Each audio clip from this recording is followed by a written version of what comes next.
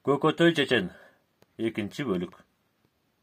Таанымал сөз чебери аталган Көкөтөйдүн кара өңкүрдөгү окуясы.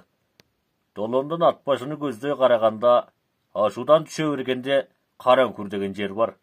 Ошол жерге бир олия пайда болду деген сөз тарайт. Ал мезгилде Көкөтөй мал багып, жумгал тарапта жүргөн. Элден элге сөз тарап, ошол олия Кудай урган немекен. Балалуу болбогонго бала берип, тамак ашы жокко көк асмандан суранып, ырыскы берет экен. Көптөрдүн жолун ачыптыр. Ар өткөн бери өткөн адамдар ага чучук карын ташташат экен деген кепти уккан Көкөтөй кайра каткырып басып кетчү. Күнү келип Көкөтөй азыркы Миңбулак тарапка журтуна тамак аш кийимге чалып келгени жөнөйт. Жолдо келатат. Кара өңкүр капчык айында ой, баягы олия аттуу кыраан жок.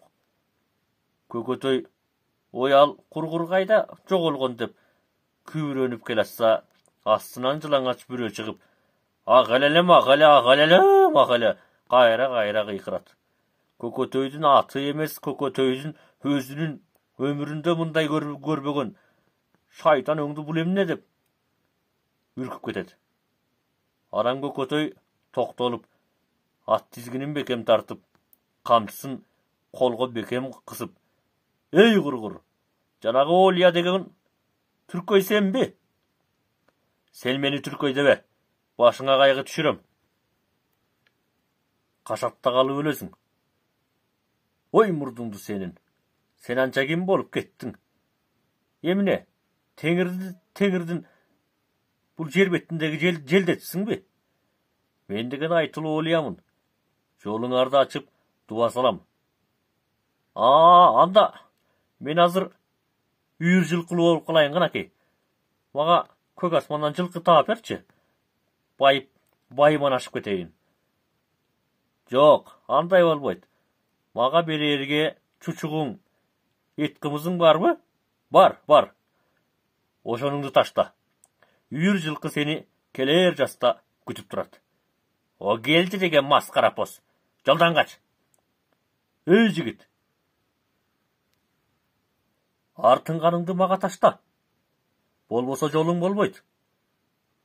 Кач десе качпайт. Көкөтөй аттан түшүп, камчысын ийнине катып, жеңине сала коюп, жонунан тартып алат.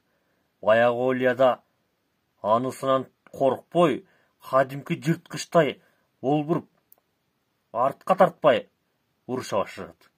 Бир далайга алышканда экөө тең эси ооп туруп калышат. Ары жагынан караң көрүнүп, токтогул уруусунан келишери келатчыкан кишилер бар экен.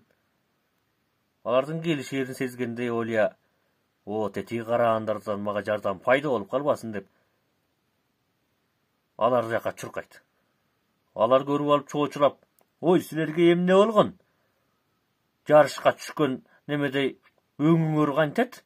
Адамдын жаны чукчудай.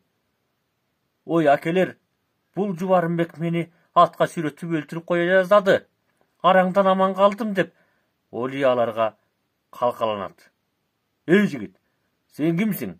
Бул олияга кантип кол көтөрдүң? Кузгундай болгон акмак. Аксакал, бул олия эмес, бул алдамчы. Сен бала эмнени билмегелең? Сөз кайтарып турганын көрбөйсүңбү? Кана, олия болсо тоо арасында суурдай семирип, жылаңач, жыңайлак эмне чуркап жүрөт? Аталар айткан кеп бар го. Көктөн түшкөн олия таяк кармайт колуна. Дүйнө аралап дербиштей ырыскут тилейт жолуна. Аралап барып кеп айтат калың журттун тобуна. Азыркынын чыгааны болсо журт араласын, менден эмес, адалдап элди журтту алдабай өз тирлигин кылсын деп, атын минип алып Көкөтөй басып кетет. Ошондон кийин Олия дайынсыз жоғалған дейді. Көкөтөйдүн сөз мөр экендигин Теңиртой эли баалап, ал жөнүндө балдарын айтып, алыстан келаткан адамдарга да айтышып, кайсыл үйгө мейман конбосун. Алар да сурап, "Эй, силердин Көкөтөй" деп сөз кылып калышат го. Ооба, Көкөтөй деген биздин чеченибиз. Сөз баккан, сөз тапкан кыйын жигит. Сыймыктуу уулубуз, Тырым Сейит элинен чыккан кыйын чыкма жигитибиз.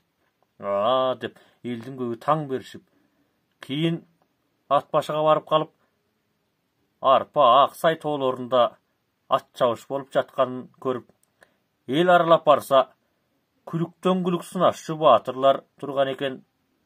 Атын бастырып келип, Касмалы баатырды көрүп, баатыр, амансыңбы?" десе, Касмалыдан жооп жок. Жообу жок Касмалыга Көкөтөй иштен сызылып, ачуусу келип, Касмалы, сен өзүңдү Кудайга теңеп, же манастан кийинки баатырмын деп турасыңбы?" Ары жактан Касмалы, сен Көкөтөйсүңбү? Арба баатыр, Көкөтөйүм, сөз балбаны келген турбайбы?" деди Касмалы. Көкөтөй жанына бастырып келип, баатыр, көйлөңдөнүп калгансыңбы? Теңиңе албай эмне? Дегиче болбой, ары жактан Айтылуу би чылабай, Көкөтөй, тилиңди тарт. Көкөтөй жылмайып, муртуңду урайын. Сен өз элиңди ынтымакка чакырып, жол баштап, Капчыгайга бир бастырып барган жоксуң жол чапканга. Элиңе бир пайда келтирбедиң. Кайсыларыңа үн коштойсуң? Ары жок. Тур ары. Айтылуу Тырым Сейит элинен Көкөтөй, "Мен да жарышка түшөм" деп жарышка түшөт. Аргымактын өзү жалың көздүү тулпар мингендей. Көкөтөй ат чабышка түштү. Күлүктү күлүк көрсө төрт аягы тыбырайт дегендей, улам бир тулпар озунуп турду. Кези келип аттар чабылды. Карап турган элге Касмалы баатырдын күлүгү жебесимал көздөн кайын болду. Көкөтөй намыс үчүн көзүнө жел урганына карабай, Касмалынын артынан калбай баратат. Жеңишке жетерде Көкөтөй озунуп, алдыга чыгып, андан Касмалы удай ээрчип, чекке да жетишти. Касмалы баатырдын кыжыры келип, "Мен чыктым, мен" деп сөз ылайт. Артындагы келгендер жыялар көрбөсө, ким ишенмек? Калыстарга баштап барып Көкөтөй мындай дейт: "Куру намыс Касмалыны тынчтандырып жаткандай" деп күлөт.